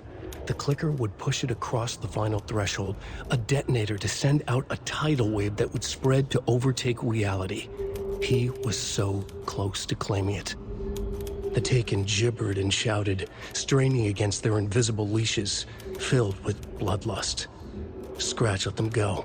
They launched themselves into the night with violent glee. He ripped a signpost from the ground, swung it in his hands as if it was made of air. Ahead, the music started. It called him on. Let the final deer fest commence. Ilmo stood in front of the parade float, turned dramatically to his crew. Now, imagine the murderer's arms moving. Stab, stab, stab, and then Naki laughing. Everyone at Deerfest always plays it safe, not us. This monument to Watery's history, this work of art will sweep this year's awards. The overlap formed around Watery's dark past. The ritual to enter was tied to crafting the float. Art was the key. It had the power to let Saga in. Hey, stop right there. The shape stumbled out of the dark toward Deputy Mulligan. Thornton was doubled over, coughing. A chunk of cold pastrami caught in his throat. Bring it, fucker. Mulligan fired. Thornton hacked the pastrami out of his windpipe, opened fire with his partner. The monster fell. They kept shooting. The thrill of domination. This was the cult of the tree.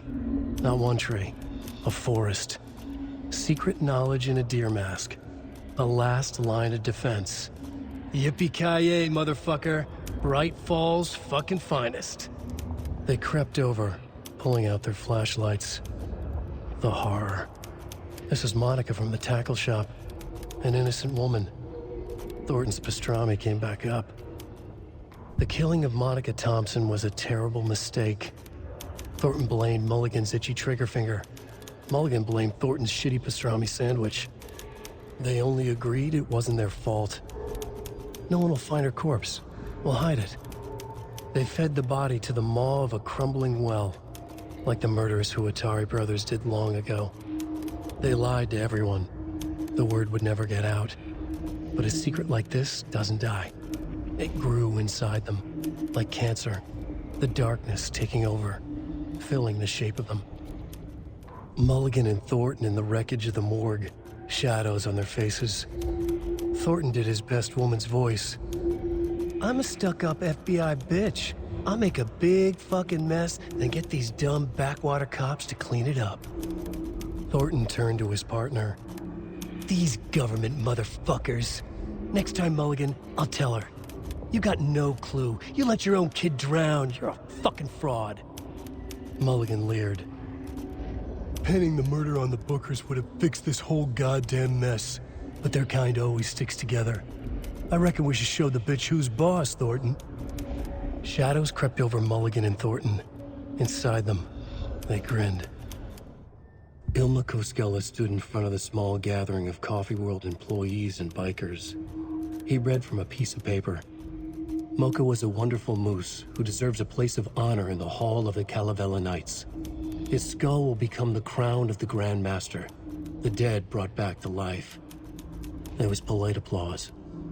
After the service, Ilmo had the body hauled off to be turned into moose steaks. Mulligan and Thornton were told to get the head cleaned. They both grabbed an antler. What the hell, Thornton? I got it, Mulligan. They brought the skull into the workshop to boil it and bleach it. They grumbled. Wanted to just get it fucking done. It was just a stupid animal. But I guess moose steak is never a mistake, huh?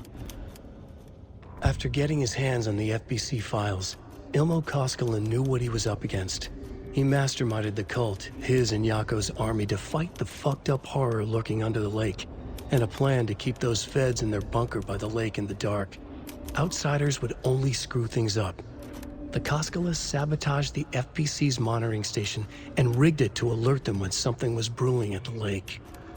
One time months later, when the alarm rang, they drove to the lake again, ready for a fight. But this time, they didn't find any monsters. Something else washed ashore. The light switch.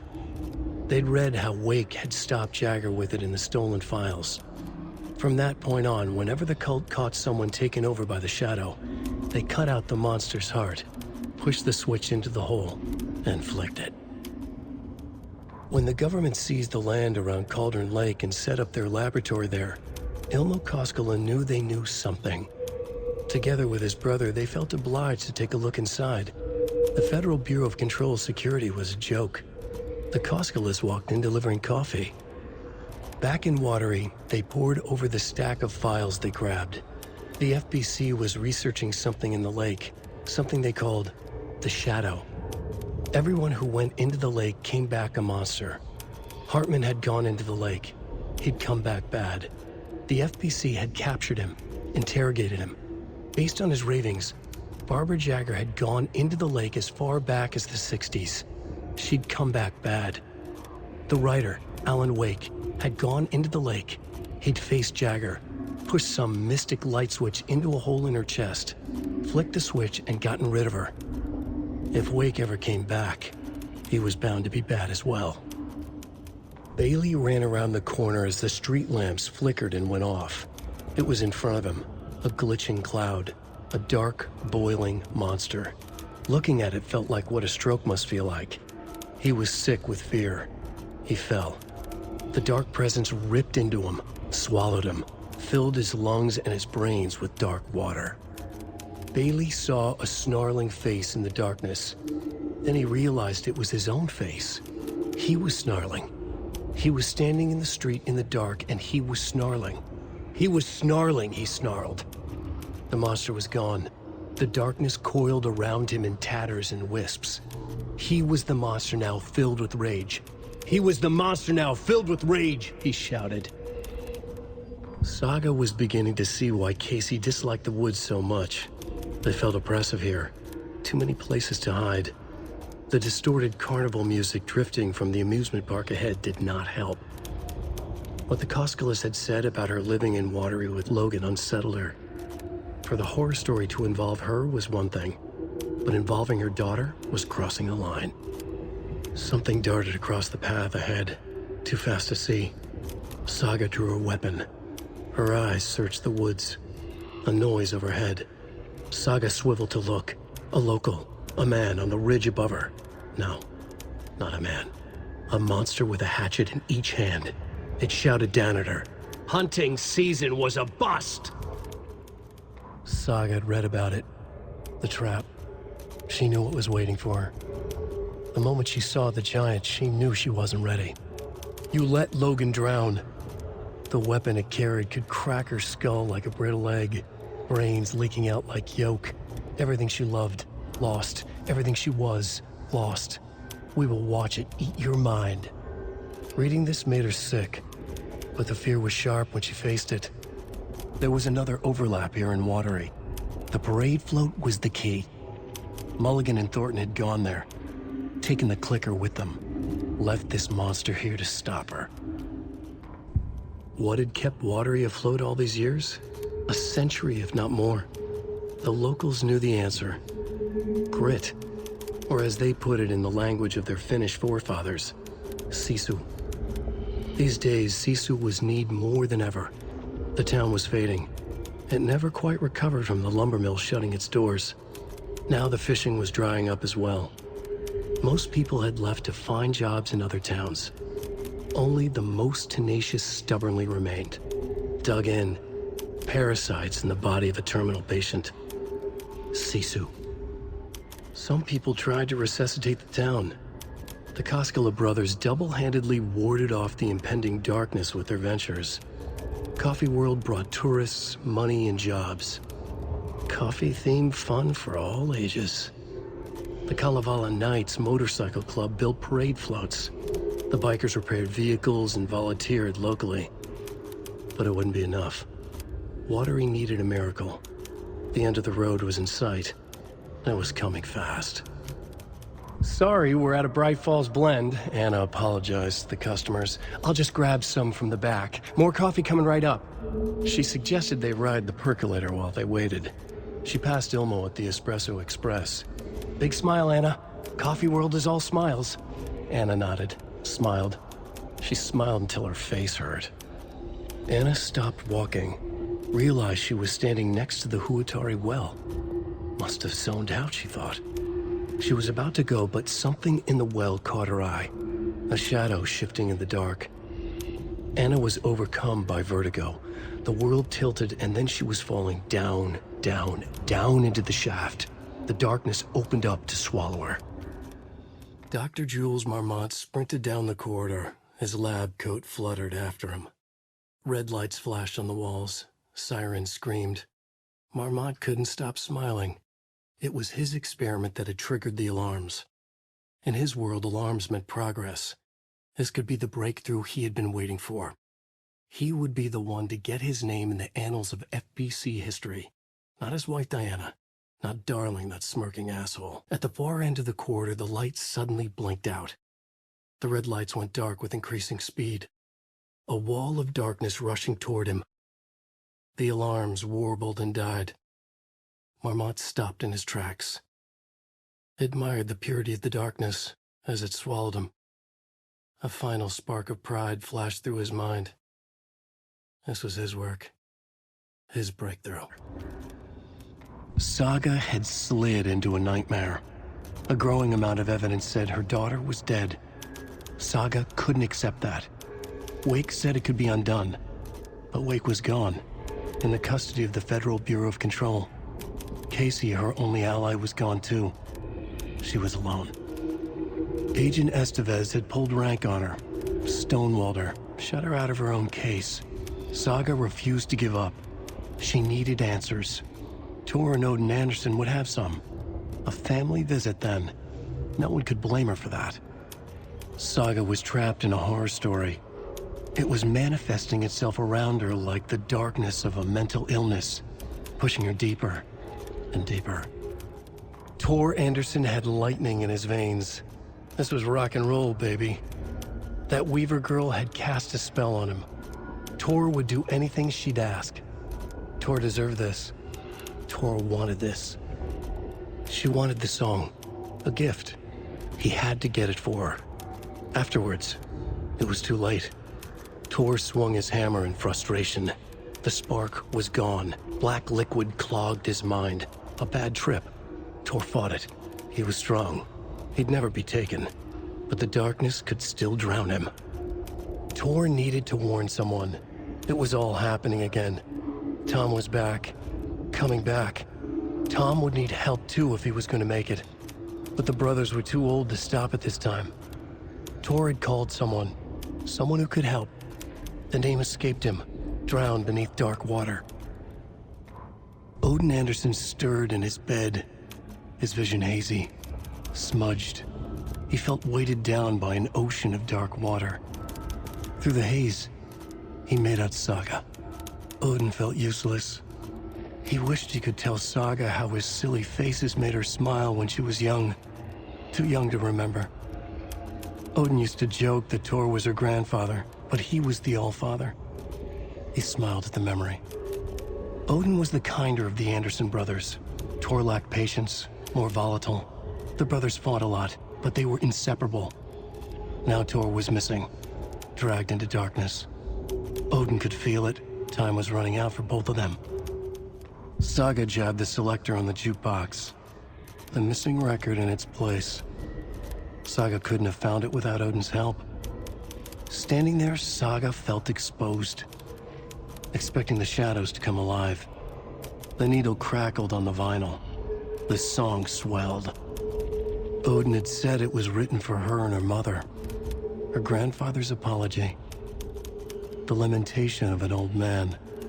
His heart was broken, sinking into darkness. Odin had said that the song would be a way to know Tor, a way to find him.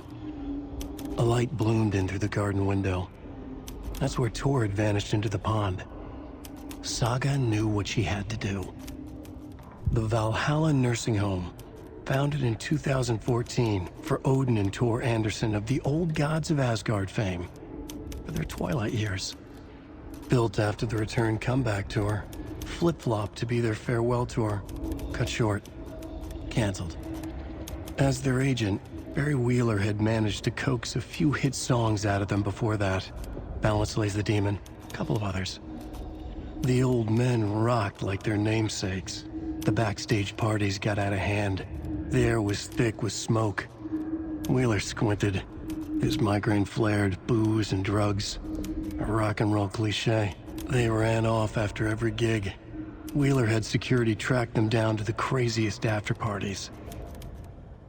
Wheeler used to be the agent of a manic-depressive celebrity writer, Alan Wake. Wake had various addictions on his back.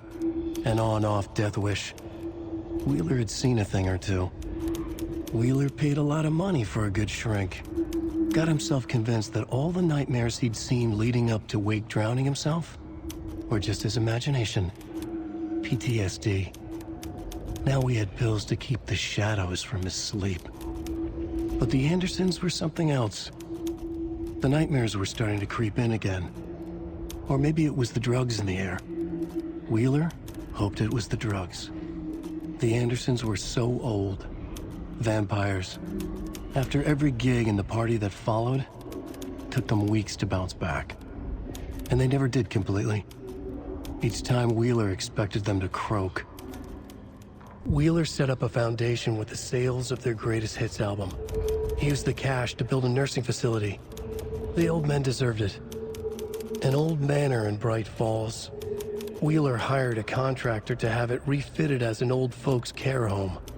At this point, Wheeler felt good about himself. He had a heart of gold. No need to feel guilty. Wheeler left the work to the contractor and returned to New York City. He had done his part. It was time to turn over a new leaf. The contractors figured out Wheeler was gone for good. They took the money and ran. When the fall rains came, the leaks started appearing. Cynthia Weaver hated being old. She'd been a doer, a fighter. Now the bathroom frightened her, afraid she'd break her hip, like Norman. Cynthia had always kept her lantern close, to hold the darkness at bay. "Oh dear, my lantern. I think I've lost it," Cynthia said. "This will put a smile back on your face, my dear," a voice said. A man's voice. Someone in the bathroom with her. In the dark. The light bulb had blown. She meant to replace it days ago. How could she forget? She had slipped getting out of the tub. She lay in the tub now. She lifted her hand. It looked wrong. Too many hands. In a black void with no sense of up or down, she was underwater. A dark shape pushed her down. Dark water pressed itself into her. She screamed. It came out in bubbles. Cynthia Weaver smiled. Lost without her lantern? Nonsense. Cynthia felt as giddy as a young girl in love. Cynthia had loved Thomas Zane. Tom only had eyes for Barbara. Barbara was bad news. Tom had seen it in the end. Cynthia had been there to comfort him. And when he left, Cynthia waited. Years of waiting. Now Tom had come back to her. They'd be together now. See the world. She'd always dreamed of seeing New York. They were there now in a fancy hotel. She drew a bath. She would become like Barbara. No, better. She sank into dark water. Into Tom. Tom had enemies plotting against him. Cynthia would deal with the nasty Anderson fellow, Tor, always poking people with his hammer. He had it coming. Anything for Tom. When Cynthia Weaver was downstairs at breakfast, Rose snuck into her room. With all the lamps in the room, it took her a while to find the one with an angel. Luckily, the dream Alan had sent her had been very clear. Rose was certain that Cynthia would not miss one lamp. She had so many. Tonight, Rose would put the lamp in a shoebox and let it sink into the garden pond. That's what Alan wanted. That's how she could help him. The thought made her whole body buzz with joy. Cynthia knew the lamp was missing the very moment she came back to her room. She was overcome by grief. It had been Tom's lamp, one of the few things that reminded her of him. It had not worked in a long time with the cord severed and the light switch gone. But there are other kinds of lights than the ones we can see. The invisible light of the angel lamp had held Cynthia together all these years. With tears welling in her eyes, she didn't see the shadows shifting in the corners of her room. Every night was bingo night at the Valhalla nursing home. Each time Rose drew a ball from the cage and called out its number, some of the residents shouted bingo, no matter what was on their cards. Some of them sat mute, their cards full, never calling out. Some of them would try to steal the ball from her. Some of them would chastise the others for acting out. It was like herding a clouder of cats. Rose didn't mind. She liked cats. She knew she was where she was supposed to be, with her little Vikings, waiting for the hero to come. Tonight, the residents were restless, more so than usual. Ati was wearing Blum's coveralls again. Tor stood by the phone. Too late. Rose saw the hammer in his hand. The garden lights started to flicker, the darkness and rain pressing against the windows. The time drew nigh. Emmett Elwood had had enough. All his life, he'd been surrounded by the same small-minded, impolite, ignorant people in town. Their endless gossip, their nose-picking, chewing food with their mouths open, not washing their hands after visiting the restroom, and touching things. Touching everything. The world was going to hell. He'd watched day after day how all the nice things in life in Bright Falls were spoiled and ruined forever. There would be a just and terrible reckoning. Emmett had imagined many times how he'd make them pay. He had lovingly tended his anger, made it grow hotter. It was out in the open now. Ugly and slobbering, they reached at him with their unwashed hands. He'd beat them down, beat them until they no longer moved. And then he'd wash his hands with a strong antibacterial disinfectant. Lost on the shore between the forest and the ocean, the owl and the deer reflected in motion. In his room he will hurt her, in hers he is caught. His story ends, her story does not. This is the ritual to lead you on. Your friends will meet him when you are gone. Rose woke up from another dream from her idol, another message. All through her morning routine she was humming happily. So happily she realized she was starting to forget what Alan had told her. Something about a hero who would come to save them all. And the hero... Rose frowned. This won't do, Rose Marigold. You know better than to forget. Something about knitwear. The hero liked it? Rose nodded, determined. She'd use the knitwork to guide the hero to the secret stashes she had hid in the forest to help them. Knitwear to mark the spot. Alan will love that, she thought. Now she only needed the knitwork. Rose thought hard. Mandy May was always knitting. Mandy May would help her. Agent Young held his clipboard up to the light. The equipment was all accounted for. He ticked the boxes, satisfied. A noise on the other side of the back lot made him pause. He peered into the darkness. Nothing. Shrugging, he signed and dated the form. Estevez wanted everything ready, just in case. Young appreciated a cautious leader. Estevez had held it together even after the oldest house had gone dark. Young began to head inside. The local sheriff's station was a tight fit, but at least they had a coffee machine. Young felt optimistic. They even had the para-utilitarian in custody already. Another clatter behind him.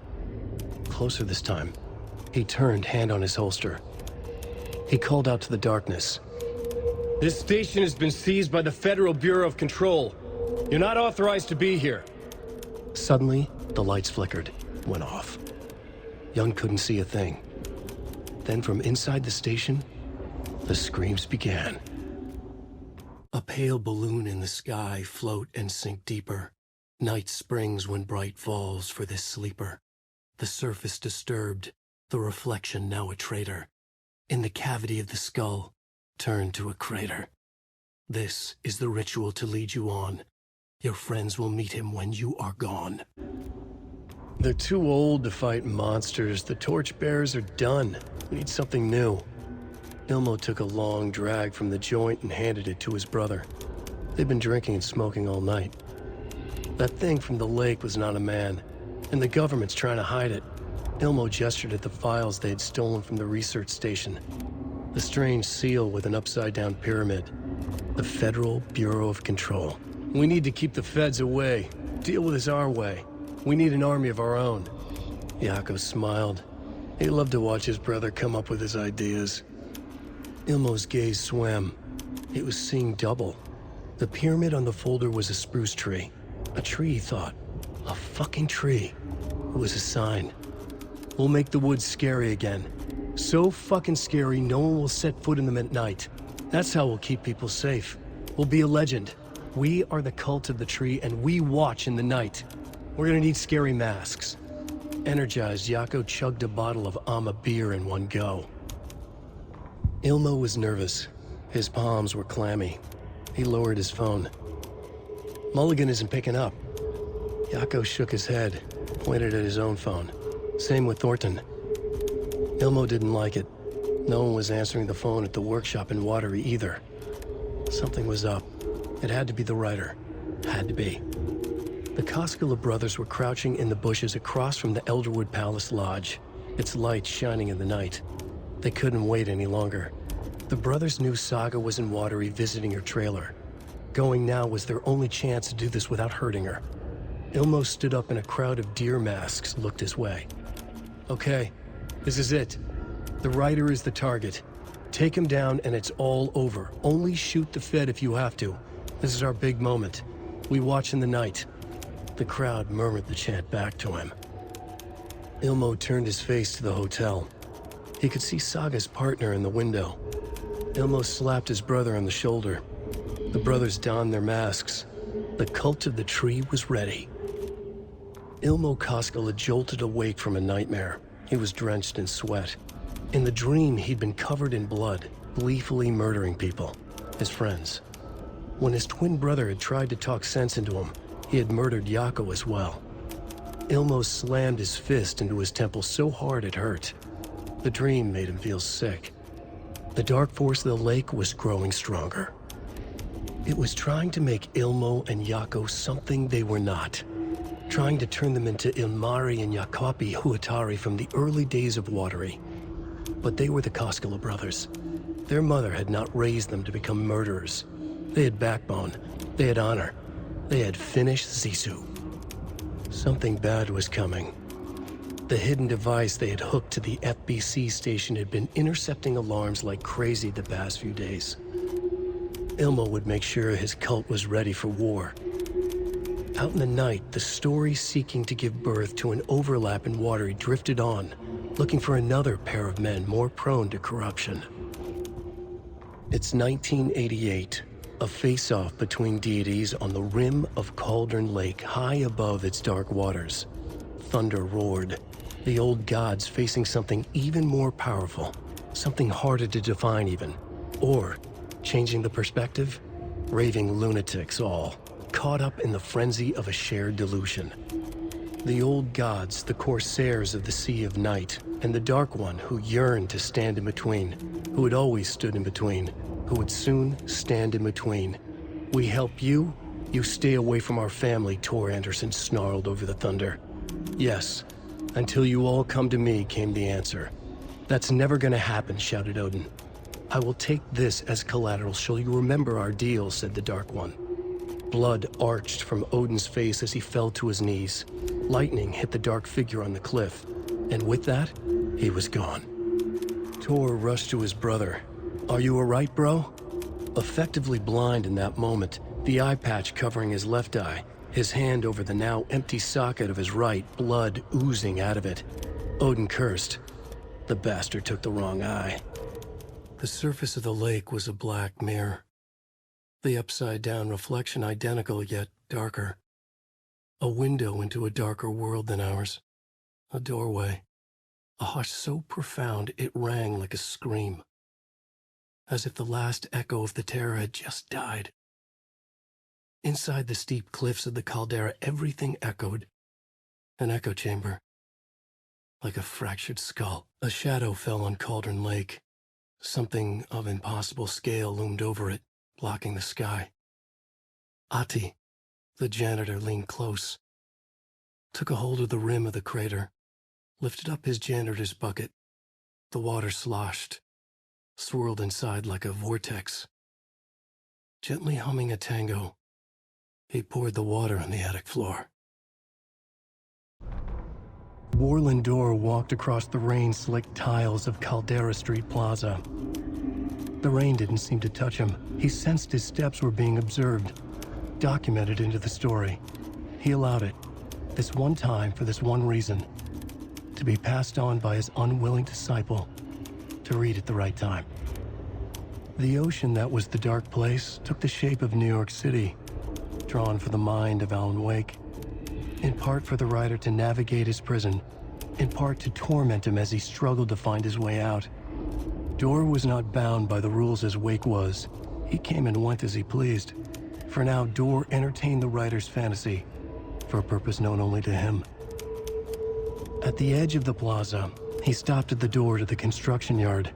A poster for his talk show hung there, another part of Wake's fiction. He stepped through, willing it to take him to Parliament Tower Plaza.